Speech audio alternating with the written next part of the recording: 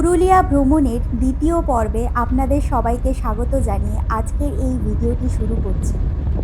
সময় এখন সকাল 10টা। আমরা সকালবেলার জলখাবার সেরে অযোধ্যা সার্কিটের যতগুলো দর্শনীয় স্থান আছে সেগুলো ঘোরার জন্য আমাদের যে ড্রাইভার দা সুব্রত দা ওনার সাথে বেরিয়ে পড়েছি। যেহেতু অনেকটা ঘুরে ঘুরে যেতে হবে তাই আমরা সময় মাথায় রেখেই বেরিয়ে পড়েছি। তো যাওয়ার আগে এই একটা ভিউ পয়েন্টে ড্রাইভার দাদা দাঁড় করালেন গাড়িটা আর বললেন এখান থেকে ভিউটা দেখতে। ওই যে নিচের রাস্তা ধরে আমরা এতটা উঁচুতে উঠে এলাম। যতটা উঁচুতে উঠছি আবহাওয়া কিন্তু ততটা একটু ঠান্ডার দিকেই ক্রমশ এগোচ্ছে। এখান থেকে কিন্তু ভিউটা খুব সুন্দর লাগছে, কি সুন্দর দেখুন একবার আপনারা। তো এখান থেকে বেরিয়ে আজকে আমরা প্রথমে যাচ্ছি ময়ূর পাহাড়ের উদ্দেশ্যে, যেটা কিনা আমাদের আজকের প্রথম দর্শনীয় স্থান। আর একটা কথা বলে রাখি, প্রত্যেকটা জায়গায় কিন্তু পার্কিং চার্জ লাগবে আপনাদের 30 টাকা করে। তো এই ময়ূর পাহাড়ের সামনে এসে দাঁড়ালাম। এই হচ্ছে উঁচু থেকে ভিউটা খানিকটা এই রকম আপনাদের জন্য। অনেকটা সিঁড়ি ভেঙে উপরে উঠতে হবে, তারপর কিন্তু আপনাদের এরকম একটা ভিউ পাবেন। তো এই এখানে একটা উঁচু একটা টাওয়ার মতো করা আছে, এখান থেকেও আপনারা ভিউ নিতে পারেন।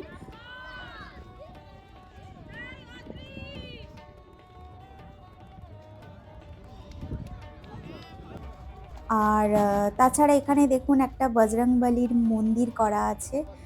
আর রাস্তাগুলো কিন্তু একটু শুষ্ক থাকার কারণে একটু স্লিপারি টাইপের। তো আপনাদেরকে একটাই সতর্কবাণী দেব, ভালো জুতো পরে অবশ্যই পুরুলিয়া ভ্রমণের উদ্দেশ্যে বেরোবেন, নয়তো একটু স্লিপারি হলেও হতে পারে। তো এটা একটা বলার বিষয়। এই হচ্ছে উপর থেকে পুরো ভিউটা। অনেকটাই ভিড় ছিল বলতে পারেন, ভরা জানুয়ারিতে, আর তাছাড়া ছুটি পড়ে যাওয়ায় পর্যটকদের ভালোই ভিড় হচ্ছে। জানুয়ারি মাস হলেও রোদটা কিন্তু বেশ চড়া ছিল। আপনারা যদি জানুয়ারিতে যাবেন ঠিক করেন পরের বছর, বা ফেব্রুয়ারিতে যাবেন, অবশ্যই কিন্তু একটা ছাতা কিন্তু ক্যারি করবেন। যাদের একটু সমস্যা আছে রোদে, তাদের কিন্তু একটু প্রবলেম হতে পারে।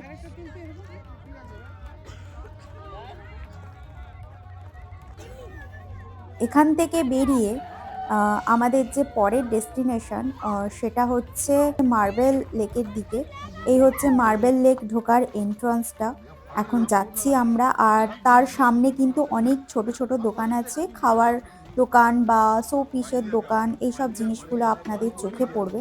তো এই হচ্ছে মার্বেল লেকের এন্ট্রান্সটা। বেশ চারিদিকটা মার্বেল দিয়ে চারিদিকটা খোদাই করা। আর মিডিলে হচ্ছে একটা লেক। এখানেও দেখুন বেশ ভিড় আছে কিন্তু, মানে এখন হচ্ছে বেলা যত গড়াচ্ছে আমাদের একটু কষ্টকরই হচ্ছে, কারণ রোদটা যেহেতু খুবই চড়া, তো সেই কারণেই।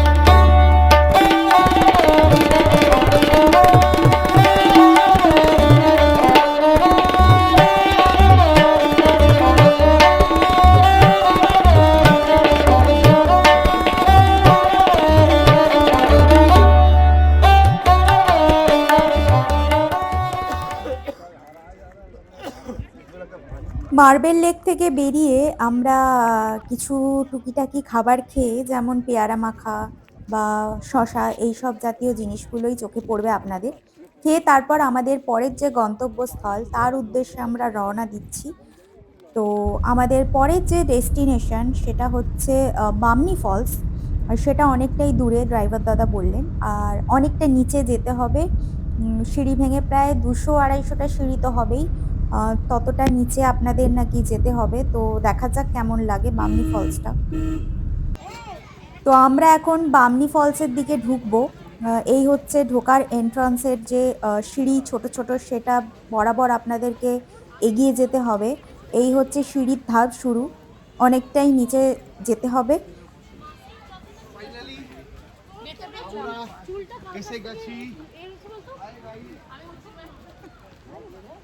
আর যেটা বলার বিষয় যে রাস্তাগুলো একটু শুষ্ক প্রকৃতির হওয়ার কারণে একটু স্লিপারি টাইপের রাস্তাগুলো বলতে পারেন। তো এই হচ্ছে উপর থেকে একটু ভিউ, আরও অনেকটা নিচে যেতে হবে। তো চলুন আপনাদেরকেও নিয়ে যাই সেখানটা।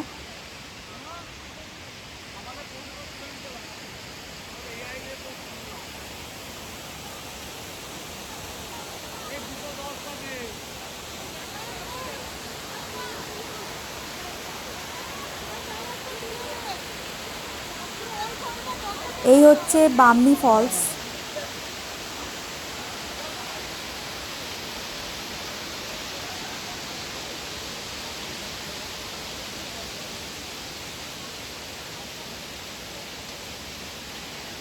এটায় কিন্তু এই যে ওয়াটারফলটা যেটা দেখছেন, যে ঝর্ণাটা, সেটার তীব্রতা যেটা বাড়ে কিন্তু বর্ষাকালে। তো বর্ষাকালে পুরুলিয়াটা কিন্তু সত্যিই অপূর্ব লাগে। আর একটাই বিষয় যেটা আমরা বুঝছি, জানুয়ারিতে এসে সেরকম খাস একটা লাগবে না। আপনারা যারা ভবিষ্যতে প্ল্যান করছেন পুরুলিয়া যাওয়ার, তো আমি বলবো আইদার ফেব্রুয়ারির এন্ড কিংবা মার্চের শুরুর দিকে অথবা বর্ষাকালে পুরুলিয়াটা প্ল্যান করুন। কারণ ফেব্রুয়ারি মার্চে আপনারা পলাশ ফুলের দেখা পাবেন, যেটা খুবই অপূর্ব লাগবে। আর বর্ষাকালে চারিদিকটা যেহেতু সবুজ থাকে, আর যে ড্যাম বা ওয়াটারফলসের তীব্রতাগুলো অনেকটা বেশি দেখা যায়, সেই কারণে কিন্তু সিনিক বিউটিটা অনেকটা আরও বেশি সুন্দর লাগবে। তো তারপর ওখান থেকে বেরিয়ে আমরা যেখানে গেলাম সেটা হচ্ছে তুরগা ওয়াটারফল। তো এই হচ্ছে তুরগা ওয়াটারফলের রাস্তাটা অনেকটা, এই এই যে তুরগা ওয়াটারফলের নিচটা যেতে হলে একটু সাবধানে যাবেন। কারণ এক একটা ধাপ অনেকটা উঁচু উঁচু আছে, তো খুবই সাবধানে আপনারা যাবেন।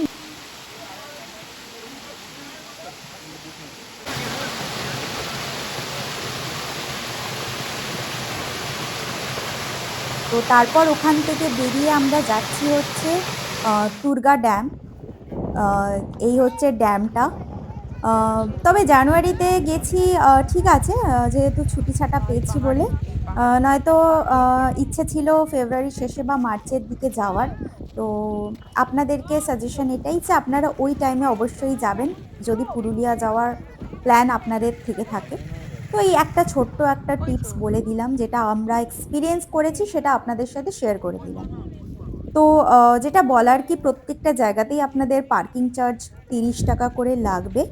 তো এখান থেকে বেরিয়ে মানে বেলা বলতে পারেন প্রায় 4:30 বেজে গেছিল। তো আমাদের এর পরের প্ল্যান যেটা, সেটা হচ্ছে মুখোশ গ্রামে যাব।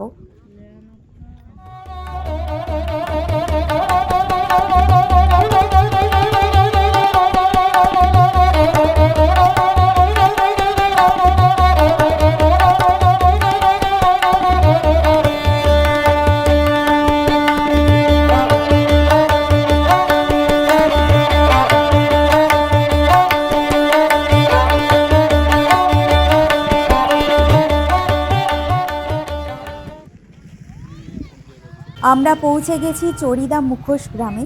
এই হচ্ছে সেই মুখোশ গ্রামটা। কত বিভিন্ন ধরনের হাতের কাজ, মানে দূর থেকে কিন্তু এগুলোকে দেখতে মনে হচ্ছে মাটির তৈরি, কিন্তু এগুলো কিন্তু মাটির তৈরি নয়, এগুলো কিন্তু পেপার দিয়ে পুরোটাই তৈরি। মানে সত্যি বাংলার শিল্পকলা অন্য কোনো দেশ সত্যিই হার মানবে।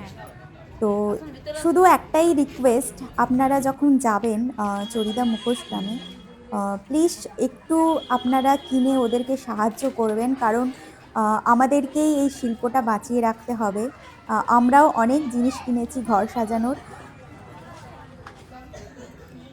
সেটা কোনো শর্টস ভিডিওতে আমি শেয়ার করে দেবো।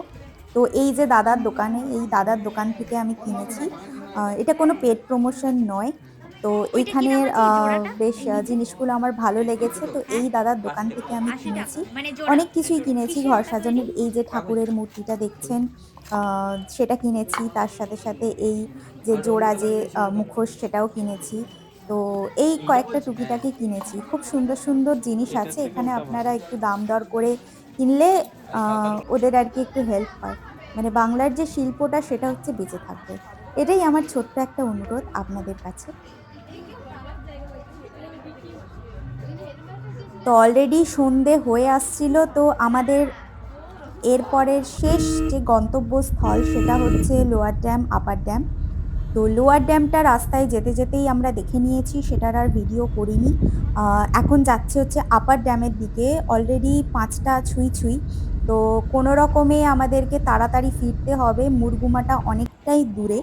আর এখানে যেহেতু নেটওয়ার্ক ইস্যু আছে, তাই একটু জিপিএস প্রবলেমও কিন্তু হলেও হতে পারে। তো এটাই আমাদের শেষ গন্তব্যস্থল, এটা হচ্ছে আপার ড্যাম। যেটা বলেই দিলাম, বর্ষাকালে খুব সুন্দর লাগবে দেখতে যা জিনিসটা। তো এখান থেকে বেরিয়ে আমরা চললাম মুরগুমার পথে, আমাদের যে ওয়েস্ট বেঙ্গল ট্যুরিজমের প্রপার্টি সেখানে। পুরুলিয়ার যে প্রধান আকর্ষণ সেটা হচ্ছে ছৌ নাচ, যেটা এখন আয়োজন করেছে মুরগুমা ট্যুরিজম প্রপার্টি। এই প্রপার্টিতেই আয়োজন করেছে ছৌ নাচ। পুরুলিয়ার প্রধান আকর্ষণ ছৌ নাচ, সেটা তো সবাই জানেন। তো সেটাই আর কি আয়োজন করা হয়েছে। তো আপনাদের সামনে যতটুকুনি তুলে ধরার চেষ্টা। যেমন শান্তিনিকেতনে যখন গেছিলাম রাঙাবিতানে, ওখানেও কিন্তু শান্তিনিকেতনের যে প্রধান আকর্ষণ বাউল গান, সেটাও কিন্তু আয়োজন করেছিল ওয়েস্ট বেঙ্গল ট্যুরিজম প্রপার্টি। সেটা কিন্তু আমি ভিডিও করেছি, যারা এখনো দেখেননি প্লিজ দেখে আসুন। আর তো সেরকমই ওয়েস্ট বেঙ্গল ট্যুরিজমের মানে যত যত জায়গায় যেটা গড়ে তোলা হয়েছে ওয়েস্ট বেঙ্গলের প্রপার্টিগুলো, ওনারা কিন্তু ওখানকার যে জায়গার যে আকর্ষণগুলো সেগুলো কিন্তু একটা অনুষ্ঠানের মাধ্যমে শো করেন। তো এটা বেশ একটা প্লাস পয়েন্ট, আমার বেশ ভালোই লাগে জিনিসটা। তো আমাদের পুরুলিয়া দুদিনের যাত্রা এখানেই শেষ হবে। পরের দিন সকাল সকাল আমাদের ট্রেন আছে। তো কয়েকটা দর্শনীয় স্থান আমরা মিস করেছি, কারণ যেহেতু একটা বলে রেখেছিলাম আগের ভিডিওতে, একটা রাস্তা বন্ধ থাকার জন্য আমাদেরকে অনেকটা ঘুরে ঘুরে যেতে হয়েছে। তো সেই কারণে তো ঠিক আছে, কিছু রয়ে গেছে, পরের বারে যখন আসবো সেই রয়ে যাওয়াগুলো কমপ্লিট করে যাব। তো ব্যাস এইটুকুনি। এবার পরের দিন দেখা হচ্ছে। এই হচ্ছে, আপনারা ততক্ষণ ছৌ নাচের যে নৃত্য প্রদর্শন, যে শিল্প, সেটা আপনারা দেখতে থাকুন।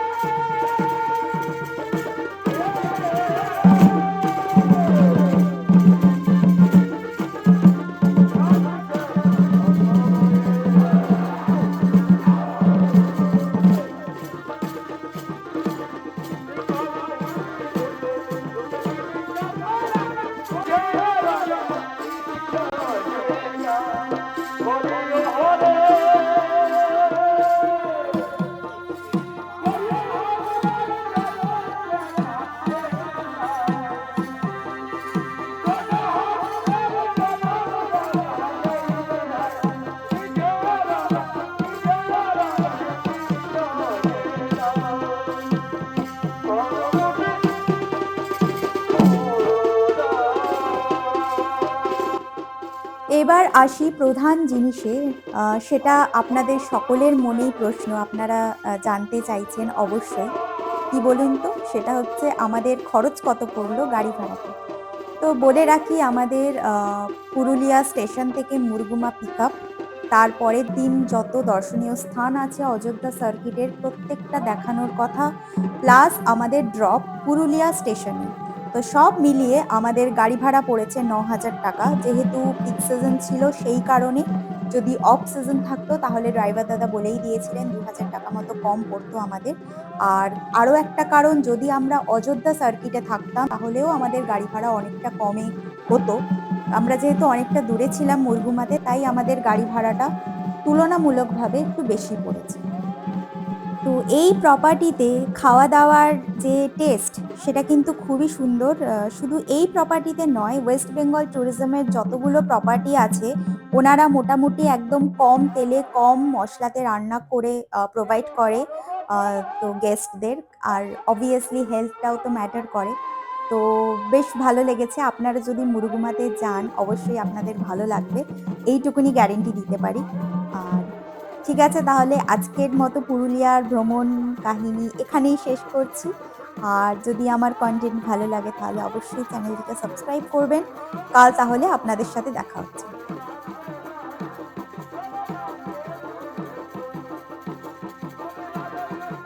এই হচ্ছে আমাদের ফেরার ট্রেন, যেটা হচ্ছে রূপসী বাংলা। ট্রেনের অবস্থা খুবই শোচনীয়।